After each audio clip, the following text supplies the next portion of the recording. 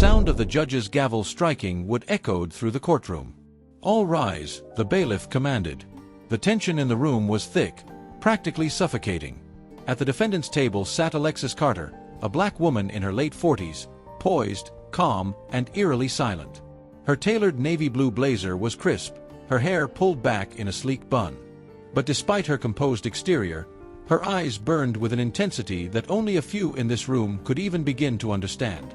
Judge Ronald Hathaway, an older white man with a reputation for his no-nonsense approach, adjusted his glasses and peered down at her with contempt. "Miss Carter," he began, "the evidence before this court is clear.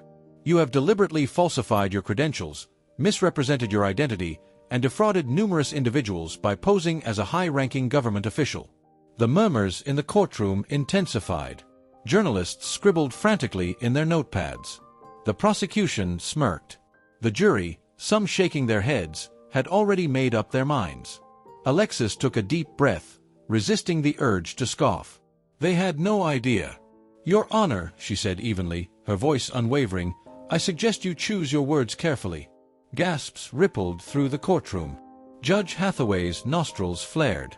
"I will not be threatened in my own courtroom," he barked. "Your arrogance will only make things worse for you." The prosecutor, a cocky young man named Daniel Hawthorne, leaned forward. "Your Honor, I request immediate sentencing. This woman is a fraud and a disgrace.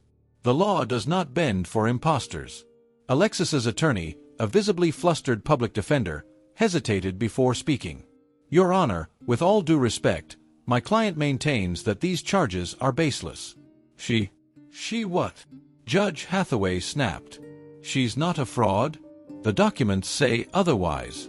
The testimony against her says otherwise. The evidence says otherwise." He turned back to Alexis, his face a mask of condescension. "Unless you have something miraculous to prove your innocence, Miss Carter, I suggest you prepare for a very long time behind bars." Alexis sat back in her chair. She crossed one leg over the other and smiled. A slow, deliberate, knowing smile. Then, she reached into the inside pocket of her blazer and produced a small black card with a golden emblem. She held it up between her fingers, her gaze locked onto the judge's. Silence. Some recognized the symbol instantly. Others squinted, confused. The judge frowned. "What is that supposed to be?" Alexis leaned forward, placing the card on the defendant's table with deliberate precision. "Judge Hathaway," she said, her voice now carrying a lethal edge, "this is my official identification." The room was frozen in time. No one dared breathe. She let the moment linger before delivering the words that shattered the courtroom. "I am not a fraud. I am the highest-ranking covert operative in the Central Intelligence Agency." Dead silence. Then, chaos. The reporters in the gallery erupted, scrambling for their phones, trying to process the bombshell they had just witnessed. Gasps, whispers, and shouts of disbelief bounced off the walls. Judge Hathaway's face drained of color. The prosecutor blinked, stunned. His mouth opened, then closed. Opened again. Nothing. The bailiff took an instinctive step forward, his hand hovering over his holster. "Miss Carter," the judge finally managed, his voice a weak croak, "this court does not tolerate—" "Careful," Alexis interrupted, her eyes dangerous now. "You might want to verify that card before you dig yourself any deeper." She folded her arms, watching as the courtroom spiraled into mayhem. And that was just the beginning. The courtroom was in absolute chaos. Judge Hathaway's gavel slammed down repeatedly, but it did nothing to quiet the murmurs, the shouting, the disbelieving gasps. The reporters in the back furiously typed on their laptops and whispered into their microphones. Some members of the jury exchanged stunned looks, while others stared at Alexis as if she had just confessed to being an alien. The highest-ranking covert operative in the CIA? It was impossible. Unbelievable. And yet, Alexis Carter sat there, unmoved, unreadable, like a lion watching a room full of prey. The prosecutor, Daniel Hawthorne, stood frozen, blinking rapidly, his confident smirk long gone. This was not the direction he had expected the trial to go. Judge Hathaway took a deep breath, gripping the edge of his desk. "Miss Carter," he said, his voice dangerously low, "I will give you exactly one opportunity to explain this nonsense." Alexis simply raised an eyebrow. You want an explanation? She asked, tilting her head. Fine. Check your system. Right now. Hathaway narrowed his eyes. Excuse me. The federal system, Alexis clarified. Go ahead. Search my name. Call whatever contacts you think you have in the government. She leaned forward, her voice as smooth as silk. Because in about 5 minutes, you're going to realize something very uncomfortable, Your Honor. A long, tense silence stretched across the room. Then, almost hesitantly, the judge turned toward the court clerk. Check her name, he ordered. The clerk, a woman in her late 50s, pushed her glasses up her nose and started typing. Everyone watched her. The typing continued for several seconds. Then, suddenly, her hands stopped. Her entire body went rigid. She swallowed hard and turned to look at Judge Hathaway. Her face was ghost white. The judge frowned. What is it? The clerk didn't speak. Instead, she spun the monitor around for him to see. Hathaway leaned in. His expression was dismissive at first, but then, his face completely changed. His breath hitched. The prosecutor stepped forward, impatient. What does it say? Judge Hathaway's eyes flicked toward Alexis, now filled with something that hadn't been there before. Fear. The file is classified, the clerk said hesitantly. It won't let me access anything. The courtroom exploded again. Daniel Hawthorne snapped. That's impossible. He stormed over to the clerk's desk, leaning over her shoulder. Try again. She's standing right there. You mean to tell me we can't access information on a woman we're literally prosecuting? The clerk hesitated, then typed again, this time slower, more deliberately. She hit enter. Then her face dropped even further. I can't, she stammered. It says, unauthorized attempt detected. Another wave of shocked murmurs rippled through the room. A few jurors exchanged uneasy glances. The bailiff shifted uncomfortably where he stood. Judge Hathaway's lips tightened. He turned back to Alexis. What the hell is going on here? He asked, his voice not nearly as strong as it had been minutes ago. Alexis exhaled slowly and adjusted the cuffs of her blazer. Then she locked eyes with him. I already told you, she said. But you weren't listening. A beat of silence passed before she spoke again.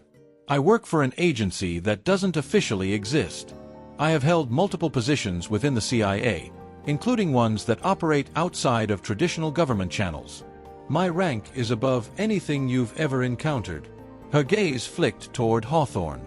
And if your people had done their homework, they'd know that. Hawthorne looked like he had just been smacked in the face.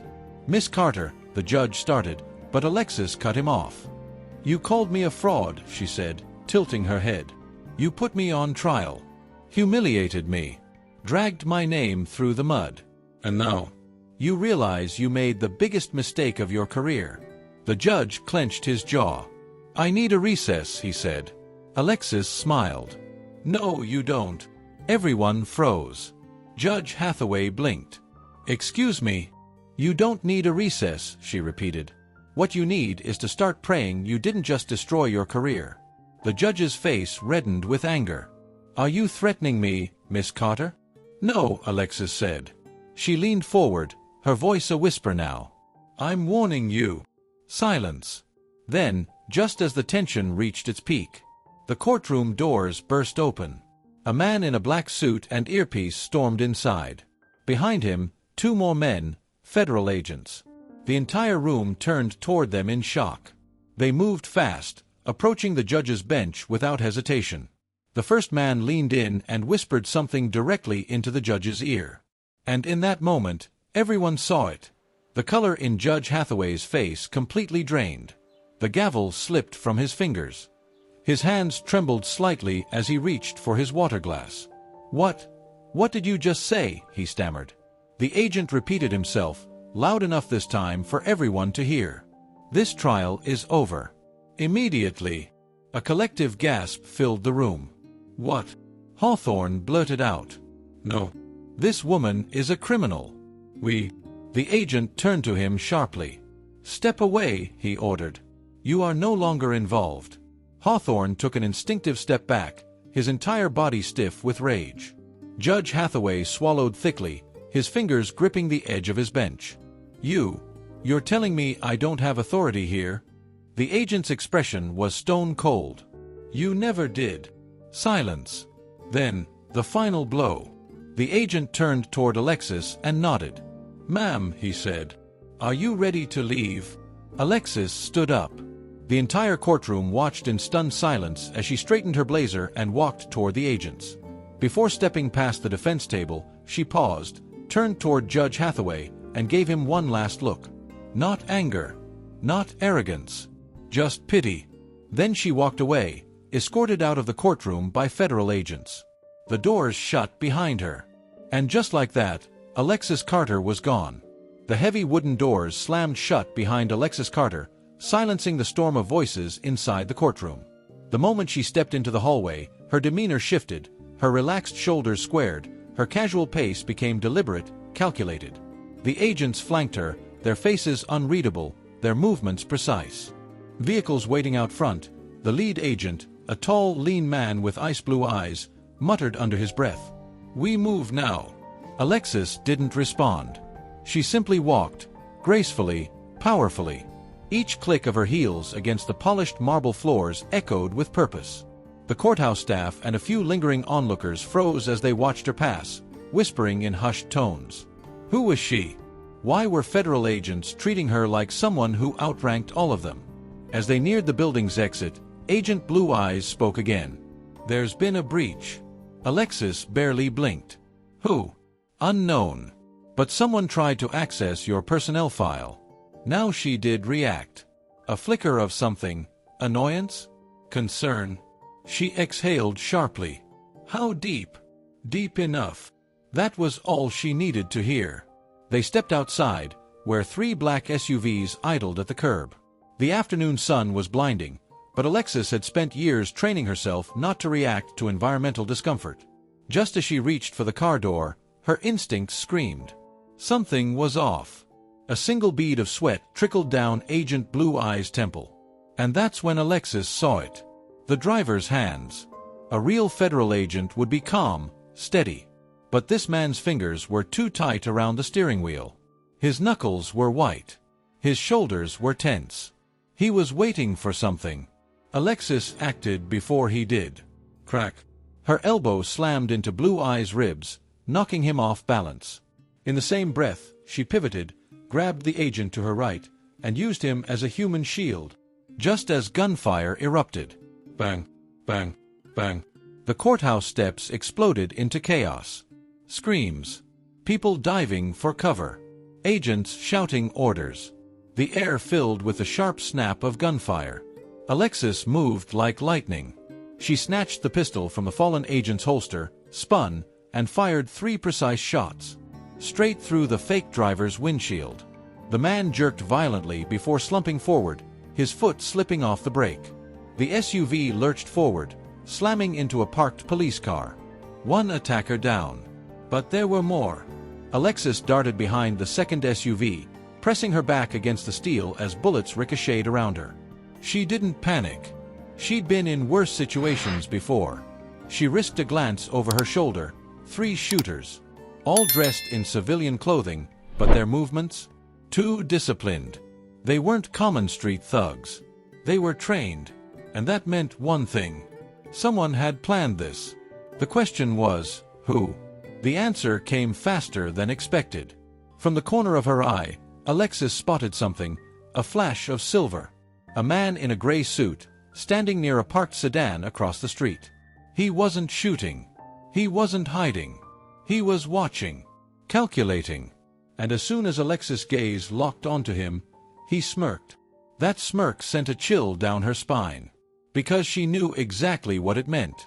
This wasn't a simple hit. This was personal. Before she could react, the man turned, slipped into his car, and sped away, vanishing into the traffic. Alexis barely had time to process before the last attacker made his move. A blur of motion, he was rushing her. Alexis twisted, sidestepping at the last second. Her knee shot up, slamming into his stomach. He gasped, doubling over, but she wasn't done. A sharp palm strike to the throat. A sweep of her leg. And the man hit the pavement, hard. The fight was over. But Alexis knew better than to assume she was safe. Sirens wailed in the distance. The courthouse security had finally gotten involved. People were still shouting, screaming, running.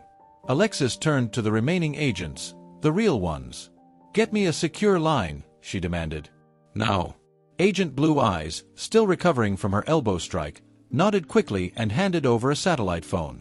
She dialed a number only 5 people in the world had access to. After 3 rings, a deep, gruff voice answered. "Go ahead." Alexis didn't waste time. "Someone just tried to erase me." A pause. "Then, we know." Her grip tightened on the phone. "How long have they been watching me?" "Longer than you think." A cold weight settled in her stomach. Whoever was after her wasn't just some rogue faction or common enemy. This was bigger, darker. The man in the gray suit. He knew her. And that meant only one thing. Her past was coming for her. And it wasn't going to stop. Not until she was dead. The black SUV sped down the highway, the city skyline shrinking in the rearview mirror. Alexis Carter sat in the back seat, gripping the satellite phone tightly. The agent driving had been silent since they pulled away from the courthouse, but Alexis barely noticed. Her mind was running at full speed. The man in the gray suit. The smirk. The message he had just sent without saying a word. Someone wanted her erased. The voice on the other end of the call remained eerily calm. "We've been tracking chatter for weeks. Someone is pulling strings, but we haven't pinpointed who." Alexis's jaw clenched. They had men inside the courthouse, inside our transport. This isn't some outside operation. This is inside. Another pause. Then, a low exhale. "We were afraid of that." Alexis stared out the window, watching the city lights blur past. "I want names," she said. "Now." The voice hesitated. "You're not going to like what I have. I never like what you have. Tell me." Another breath. "Then, it's Graves." Alexis went still. Her fingers tightened around the phone so hard she thought it might crack. "No," her voice was deadly. "That's not possible. I know what you're thinking, but we verified. He's alive. And he's making moves." Alexis closed her eyes, the past rushing in like a tidal wave. Michael Graves. A name she hadn't spoken in 5 years. A name she had once trusted. A name that should have been buried 6 feet under. The SUV took a sharp turn, jerking her back into the present. Alexis forced herself to breathe. "I saw him die," she said, her voice colder now. "Clearly, you didn't." Her stomach twisted, but she masked it. "Where is he?" Silence. "Then, we don't know." That answer was not good enough. "Then find him," she snapped. The voice on the other end let out a dark chuckle. "You don't think we've been trying?" Alexis wasn't in the mood for games. "He just sent a kill squad after me," she said. "That means one thing. He wants me to know he's watching." Another silence. Then, the voice spoke again, but this time, lower. "Maybe it's time we ask the real question." Alexis narrowed her eyes. "Which is, why did he let you live?" That question settled into her bones like ice. She should be dead right now. That wasn't a mistake. It was a message. Graves wanted her to know he was alive. He wanted her to know he was coming. But why? Alexis's mind raced through the possibilities, but she didn't get far, because at that exact moment, the driver's voice cut through her thoughts. "We've got a tail." Alexis snapped her attention to the side mirror. 2 black sedans. Fast. Gaining. Her heart rate remained steady, but her pulse thrummed with anticipation. She should have known. The courthouse ambush was never the whole plan. It was just the distraction. The real trap. This. "Lose them," Alexis ordered. The agent driving nodded sharply and slammed his foot down on the gas. The SUV roared forward, weaving through the traffic at breakneck speed. The sedans followed, cutting through cars with terrifying precision. They weren't just chasing. They were herding. Alexis spotted it a second too late. A third car, positioned at the next intersection. A perfect blockade. They were boxing her in. She had 2 options. 1. Let them close the trap and hope for an opening. 2. break the game before they could finish playing. For Alexis Carter, there was never really a choice. "Hold on." Before anyone could react, she lunged toward the steering wheel and jerked it hard to the left. The SUV skidded violently, tires screaming against the pavement. The agent in the passenger seat cursed, but Alexis didn't care. She pushed the wheel further, sending the vehicle into a full spin. The move caught the pursuers off guard. The first sedan tried to adjust, too late.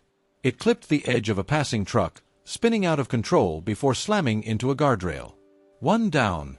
The second sedan swerved to avoid it, giving Alexis the window she needed. "Drive," she ordered. The agent didn't hesitate. He punched the gas, launching them forward, straight down an alleyway. Narrow walls. Flickering streetlights. The roar of engines behind them. The second car was right on their tail. Alexis moved fast. She unbuckled her seatbelt, crawled into the back, and kicked the door open. The rush of wind slammed into her. She steadied herself, raised her stolen pistol, and fired. 1, 2, 3. The bullets shredded the sedan's front tire. The car veered, skidding sideways, metal screaming against concrete. Then it flipped. The entire vehicle rolled twice before crashing into a dumpster, a cloud of smoke and sparks filling the alley. The SUV didn't stop. Alexis pulled herself back inside, shutting the door just as the agent yanked the wheel, exiting the alley and merging back onto the main road. "Status," she demanded. The agent checked the mirror. "We lost them." Alexis exhaled. Not relief, just momentary calculation. Graves wasn't just alive. He was moving pieces, setting the board. And if she was still breathing, that meant only one thing. The real game hadn't started yet. She looked down at the gun still clutched in her hand. Her grip was steady, her heartbeat controlled. She wasn't scared. She was ready. Because if Graves wanted a war, she was about to give him one. The black SUV sped down the highway, the city fading behind them. The adrenaline from the chase had long since settled into a cold, controlled intensity within Alexis. She leaned her head back against the seat, staring at the ceiling of the car. Michael Graves was alive. And not just alive, hunting her. She needed answers. "Where's our next safe house?" she asked, her voice steady. The agent in the driver's seat, Dixon, flicked his eyes to the rearview mirror before responding. "We're rerouting to a black site outside D.C. It's secure, off-grid. No one knows about it." Alexis scoffed. "No one?" Someone knew about today's trial. Someone knew my transport route. And they weren't guessing. Dixon didn't respond. He knew she was right. Her phone vibrated in her pocket. A blocked number. Alexis hesitated for only half a second before answering. "Talk." A distorted voice crackled through the line. "You're hard to kill." Alexis's grip on the phone tightened. "Graves." Her blood ran cold, not with fear, but with fury. "You're making a mistake," she said, her voice low, measured. Graves let out a slow, deliberate chuckle. "Am I?" "Because from where I'm standing, you're running." That doesn't sound like the Alexis Carter I remember. Her fingers curled into a fist. "If you wanted me dead, I'd be dead." "Exactly," he murmured. "And yet, here you are." The unspoken message was clear. He was playing with her, testing her. "You should have stayed buried," she said coldly. "You and I both know I was never going to stay buried," Graves responded. "But the real question is, do you even know why I'm back?" Alexis opened her mouth to respond. The SUV lurched violently. Tires screeched. The vehicle spun out of control. Dixon cursed as he fought the wheel, but it was too late. The SUV flipped, metal crunching, glass shattering. Alexis felt the world twist, her body snapping against the seatbelt as they rolled. Once, twice, 3 times. Then, silence. Smoke curled into the air. Alexis's ears rang. Her vision blurred. Her body ached, but she was alive. Graves' voice crackled from the phone, still clutched in her fingers. "Tick-tock, Alexis," he murmured. "Time's running out." The call ended. And then, she heard footsteps. A dozen. Maybe more. coming fast. The attack wasn't over. Alexis forced herself to move. She didn't have time to recover. She unclipped her seatbelt, falling hard onto the shattered glass beneath her. Dixon groaned in the front seat, blood trickling from a cut on his forehead. "Alexis, move," she ordered. She grabbed her gun just as the first attacker appeared, a shadow against the wreckage. She didn't hesitate. Bang, bang. 2 shots, center mass. The man dropped. But more were coming. Alexis barely had time to react before another rushed her. She dodged, grabbed his wrist, and snapped it like a twig before shoving him into the SUV door. "Keep moving," she shouted at Dixon. The agent was dazed, but he followed, staggering toward the edge of the road as Alexis covered him. The next attacker came fast, a blade in his hand. Alexis sidestepped, caught his wrist, and twisted, driving his own knife into his side. He gasped, but before he could scream, she slammed his head into the wreckage. More gunfire. Too close. Alexis yanked Dixon behind a nearby ditch, her mind racing. They were pinned, outnumbered, and judging by the precision of the attack. This wasn't just any hit squad. This was Graves' work. A helicopter rumbled in the distance. Alexis clenched her jaw. They weren't here to kill her. They were here to take her. She gritted her teeth, exhaling sharply. "Not happening." Dixon blinked at her. "What's the plan?" Alexis checked her clip. 5 bullets left. She looked at Dixon. "You ever jump from a moving chopper?" His face paled. "No." She smirked. "Then you're in for a hell of a first time." Before we continue, what would you do in Alexis's situation? Drop a comment below and let us know. And if you're loving the story, don't forget to like, share, and subscribe. The helicopter's rotors sliced through the air, a deep, rhythmic thunder that signaled trouble.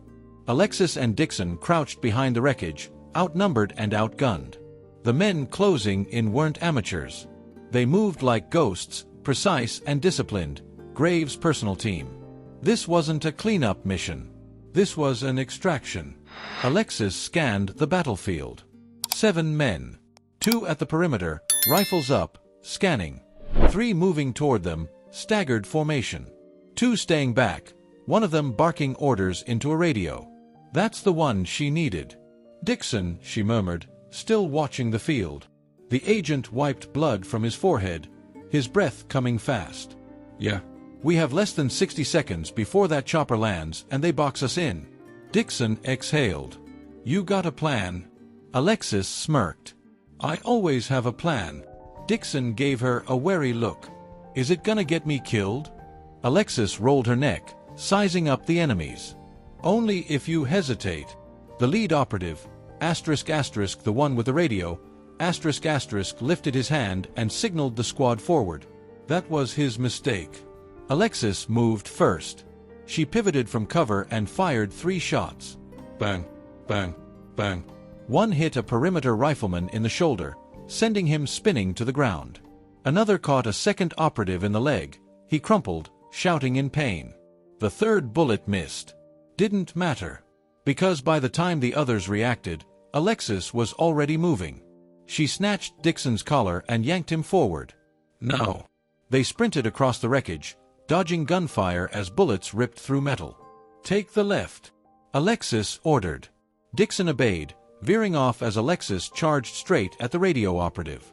The man barely had time to react before Alexis was on him. He swung his rifle up, she batted it aside. His knee shot up, she caught it mid-air, twisting his leg. He gasped in pain, she slammed an elbow into his throat, cutting the sound off. One move. Clean. Brutal. Done. Alexis grabbed the radio from his vest and clicked the receiver. "Abort. We're compromised." The reply came almost instantly. "Negative. Primary target secured." Her stomach clenched. "Primary target." Her eyes flicked up. Dixon. 3 men were on him. They had him. The helicopter's doors slid open. And Graves stepped out. Alexis's blood turned to ice. Michael Graves. Tall. Lean. Alive. His hair was shorter than she remembered, streaked with hints of gray at the temples. His suit was crisp, expensive. But it was his eyes that sent the real chill down her spine. Because they hadn't changed. Cold. Calculating. Hungry. Graves stepped toward the fight like he had all the time in the world. Untouchable. "Alexis," he called out, his voice smooth, dangerous. Dixon struggled against the operatives holding him, but they had him locked down. "You never did know when to quit," Graves continued, his smirk widening. Alexis raised her gun, aimed it straight at his head. Graves didn't even flinch. "Go ahead." She exhaled slowly, steadying her aim. Then Graves played his hand. "If you pull that trigger," he said, voice lowering, "Dixon dies first." Her muscles tensed.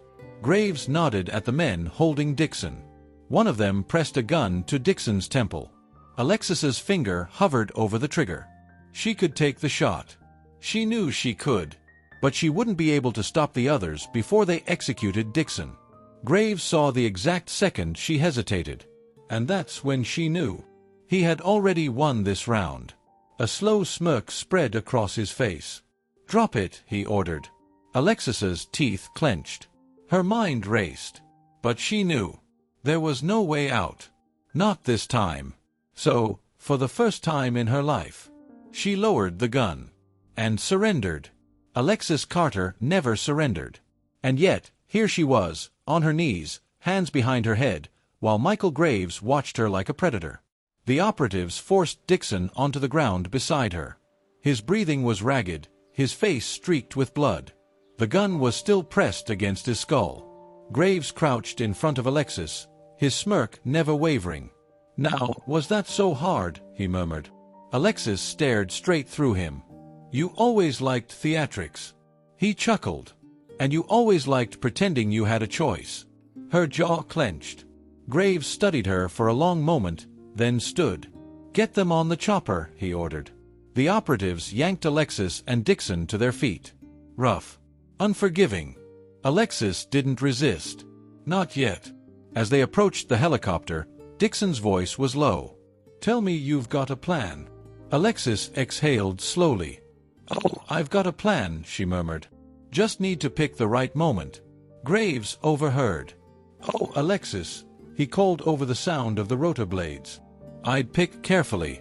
This time. You're playing my game." They shoved her inside, securing heavy-duty cuffs around her wrists. Dixon got the same treatment. The doors slammed shut. And then, they were airborne. The helicopter soared over the dark landscape, the city shrinking below. Inside, Graves sat across from Alexis, calm as ever. "So," he said, "let's talk." Alexis leaned back, expression unreadable. "Let's not." Graves grinned. Still so predictable. She ignored the bait. Graves exhaled, tapping his fingers against his knee. "You want to know why I'm here?" Alexis said nothing. Graves leaned forward, his voice dropping. "You were right," he said. "About today. The courtroom, the ambush, the chase. It was all a distraction." Dixon frowned. "A distraction for what?" Graves smiled. "For the real mission." Alexis didn't like the way he said that. "What did you do?" she asked, her voice colder now. Graves tilted his head. "Oh, you'll find out soon enough." Alexis's mind raced. Graves never moved without a bigger plan.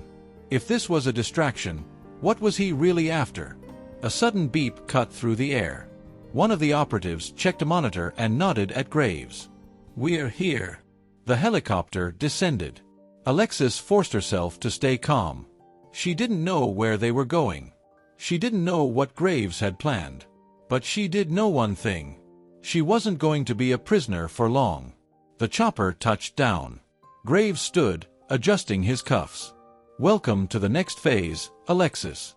And with that, the doors swung open. What Alexis saw next made her blood run cold. They weren't in a black site. They weren't at a government facility. They were standing in front of a burning CIA safehouse. The entire building was in flames. Bodies. Smoke. No survivors. And carved into the concrete at the entrance, a single word. Carter. Alexis's stomach dropped. This wasn't just an attack. This was a message. And it was meant for her. The heat from the burning CIA safehouse licked at Alexis's skin as she stepped onto the landing zone. Thick black smoke curled into the sky, the stench of scorched metal and burning flesh saturating the air. She stared at the word carved into the concrete. Carter. This wasn't just a message. This was a challenge. Graves stepped beside her, hands casually in his pockets, as if he had just taken her on a scenic tour instead of delivering her to a massacre. "Impressive, isn't it?" he murmured. "It's one thing to watch an empire fall. It's another to know you were the one who lit the match." Alexis ignored him.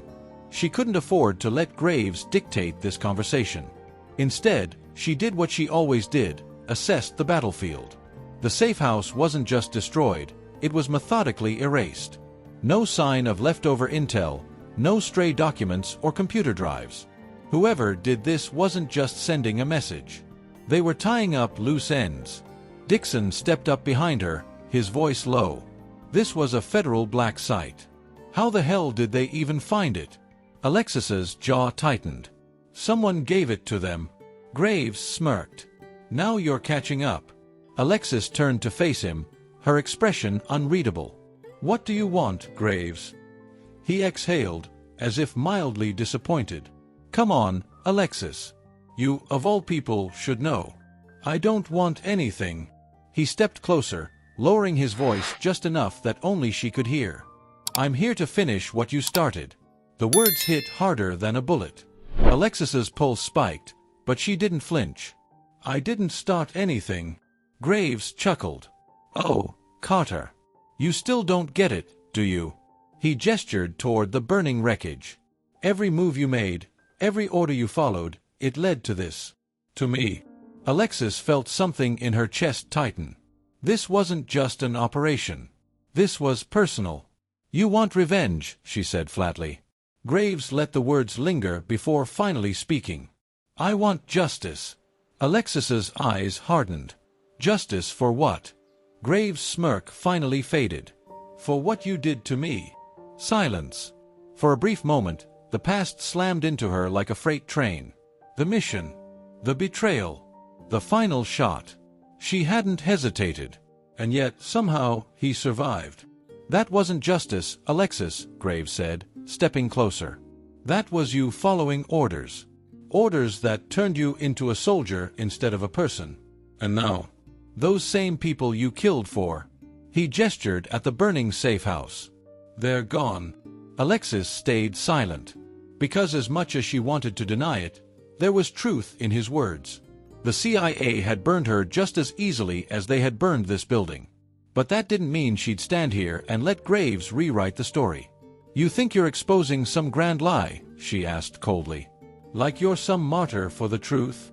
She took a step toward him now, her voice dropping to a whisper. "You're not some rogue hero, Graves." Her eyes locked onto his. "You're just a dead man who doesn't know when to stay buried." Graves' jaw tightened for the first time. A flicker of something, anger, resentment, flashed in his eyes. For a split second, Alexis thought she had cracked his composure. Then he smiled. Slow. Cold. "You always were fun to break, Carter." He turned to his men. "Secure them. We're leaving." Alexis knew what was coming next. The cuffs. The interrogation. The psychological games Graves loved to play. She wasn't going to give him that chance. As the first operative reached for her, Alexis moved. Fast. She grabbed his wrist, twisted it hard. A sickening crack split the air. The man screamed. Before the others could react, Alexis pivoted, launching an elbow into another operative's throat. He choked, stumbling back. Dixon, despite his injuries, took the cue. He lunged at the nearest man, landing a brutal knee to the stomach. Chaos. Gunfire. Yelling. Graves didn't move. He watched. Studied. Alexis didn't have time to figure out why. She grabbed a pistol from a fallen operative and fired at the nearest fuel drum. Boom. The explosion ripped through the air, sending men flying as fire erupted. It was the distraction she needed. "Run!" she shouted to Dixon. They bolted toward the tree line as gunfire exploded behind them. Alexis didn't look back. Not until she heard Graves laugh. "That's right, Carter," he called out behind her. "Run." His voice echoed in her head as she and Dixon disappeared into the dark. "You can't outrun me forever." The forest swallowed them whole. Alexis and Dixon sprinted through the dense trees, their lungs burning, boots pounding against the damp earth. The glow of the burning CIA safehouse flickered behind them, casting long, eerie shadows. Gunfire still snapped through the air, but it was distant now. They were getting away. For now. Dixon gasped for breath. "Tell me, Huff, you have, Huff, a plan." Alexis didn't slow down. "Survive first. Plan later." Dixon let out a breathless chuckle. Not reassuring. Alexis ignored him. Her mind was racing. Graves wasn't just alive, he was 5 steps ahead. The CIA safehouse was obliterated. All the agents stationed there, gone. And the worst part, Graves didn't even try to kill her. No. He wanted her to see this. To understand that he wasn't just after revenge. He was making a point. Which meant this wasn't over. Not even close. She stole a glance over her shoulder. No sign of Graves' men yet, but that didn't mean they weren't following. "Stop." Alexis yanked Dixon to a halt, ducking behind a thick tree trunk. Dixon winced in pain. His lip was busted, his temple smeared with blood from the wreck. "Why are we stopping?" Alexis crouched low, scanning the tree-line. "They won't chase us blindly." Dixon wiped his mouth. "You sure about that? Because I feel like we're still." Snap. A branch cracked. Alexis froze. Dixon's eyes went wide. A silencer coughed. A bullet whizzed past her ear, missing by inches. They had snipers. Alexis didn't think. She moved. She grabbed Dixon and yanked him down, rolling behind a fallen log just as another suppressed shot snapped through the air. Dixon cursed. "Okay, so yeah, definitely still being chased." Alexis pressed her back against the log, calculating. 1 shooter. Maybe 2. Dixon gave her a dry look. "Oh good. I was hoping for more snipers." She ignored him, scanning the ground. The forest was too open. They needed to move, fast. She spotted their only option. A steep rocky incline to their right, leading down to a dried-up riverbed. If they made it down, they could disappear into the ravine. But it was a 30-foot drop. Dixon followed her gaze. "No. Hell no." A bullet slammed into the log, inches from his head. Alexis turned to him, deadpan. "Want to negotiate that?" Dixon sighed. "I hate you." "Good," she said. "Jump on 3. Dixon tensed. "I change my mind." 1. Alexis. 2. Wait. 3. She grabbed him and jumped. The ground vanished beneath them. For half a second, they were weightless, plunging through the darkness. Then the rocks hit, hard. Alexis rolled, absorbing the impact, but Dixon landed badly, a rough tumble, gasping in pain. They came to a stop at the bottom, surrounded by jagged stone and dead silence. Alexis groaned. "Still alive." Dixon wheezed. "Barely." She pulled herself up, scanning the ridge. The shooters hadn't followed. Good. That meant they weren't sure if Alexis and Dixon had survived the fall. It bought them time. Dixon groaned as he sat up. "Next time, I vote we take the bullets instead." Alexis smirked. "Noted." Then she pulled a GPS tracker from her boot and activated it. Dixon raised a brow. "Calling for backup." Alexis shook her head. "No backup left." His face fell. "Then who are you calling?" Alexis checked the GPS screen. A single red blip flickered, confirming her signal was sent. She exhaled. "An old friend." Dixon narrowed his eyes. "How old?" Before she could answer, her burner phone vibrated. Alexis lifted it to her ear. A female voice, cold, efficient, came through the line. "You're alive." Alexis smirked. Disappointed. A beat of silence. Then, "Where are you?" Alexis looked at Dixon, then back toward the ridge. "Hunted." Another pause.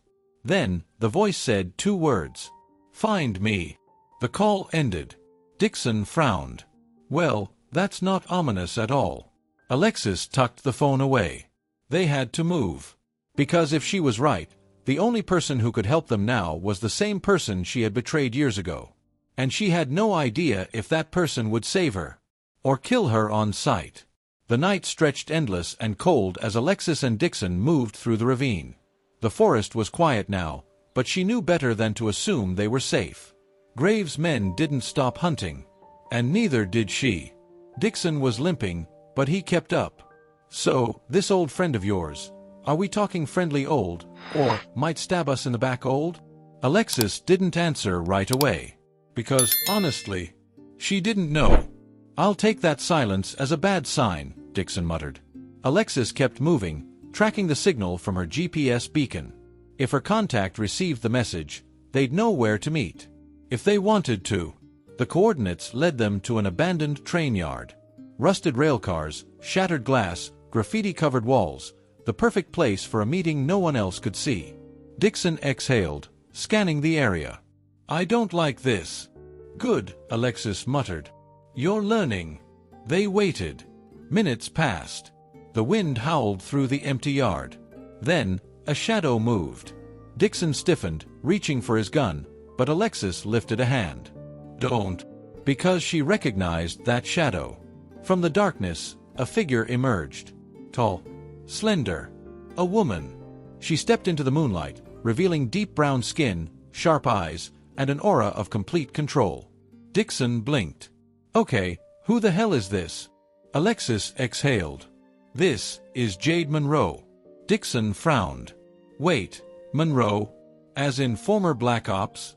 As in the ghost who vanished off the grid 5 years ago? Jade smirked. Still got a fan club, I see.